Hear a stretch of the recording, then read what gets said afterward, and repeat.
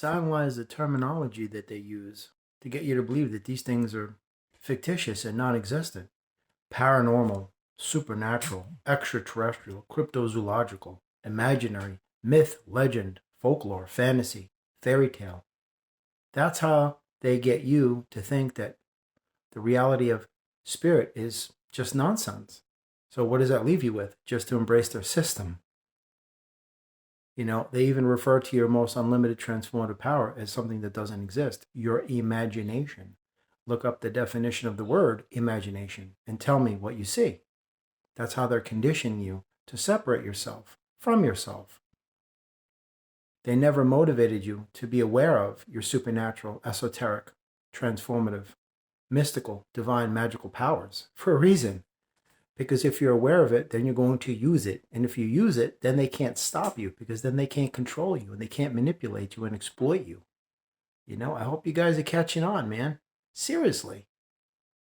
I can't wake you up. I can't awaken you. Only you can do that for yourself. However you get to that point, an epiphany, a realization, I don't know. I have no idea, but I'm just saying it like it is. Straight truth. No BS, no fluff. You know what I mean? It's real simple.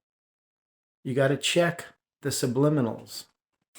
Why do they keep referring to these things as extraordinary or extraterrestrial phenomenon? Look up the word phenomenon. It's anomalous, an enigma. It doesn't exist. We don't know why it's there. It doesn't. It's just one of those things.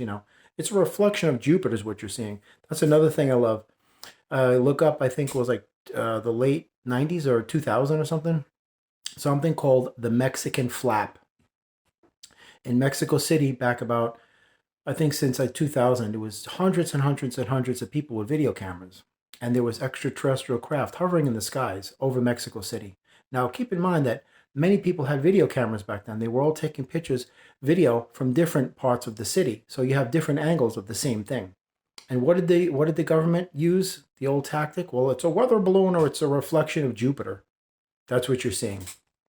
Now they're finally saying, they're spilling the beans like, well, extraterrestrials existed all along. It's just they're trying to break it to you easy because of an agenda they have coming up. That's why. If you haven't figured it out yet, that's why marijuana is legal now, and it was illegal before because they're putting stuff in it to seriously mess with your head and your whole body. If you haven't figured that out too, things all of a sudden they just pop in. They're legal all of a sudden. Come on, folks.